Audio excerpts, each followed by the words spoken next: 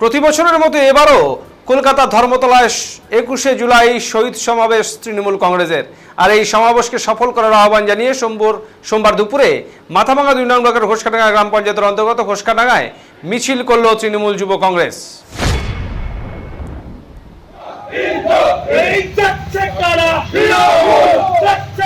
এদিনের এই মিছিলে উপস্থিত ছিলেন জেলা যুব তৃণমূল কংগ্রেসের সভাপতি কমলেশ অধিকারী, মাথাভাঙা 2 নং ব্লকের পঞ্চায়েত সমিতির সভাপতি ডক্টর শাবলু বর্মন সহ অন্যান্য নেতৃত্ব।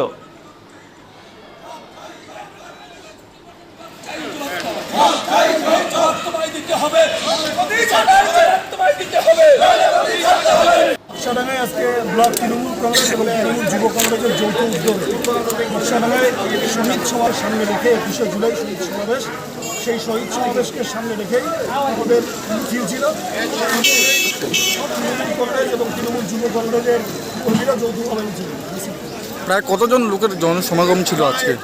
1,500 থেকে 2,000 মানুষ স্বতঃস্ফূর্তভাবে সেই মিছিলে পাশেই ঘোষকাডাঙ্গা গ্রাম পঞ্চায়েত প্রধানের দেখা পাওয়া যাচ্ছে না, অভিযোগ। হ্যাঁ, আমরা দীর্ঘদিন যাবত শুনছি প্রধান প্রায় 1-1.5 মাস যাবত বাড়িতে নেই, অঞ্চলে আসেন না।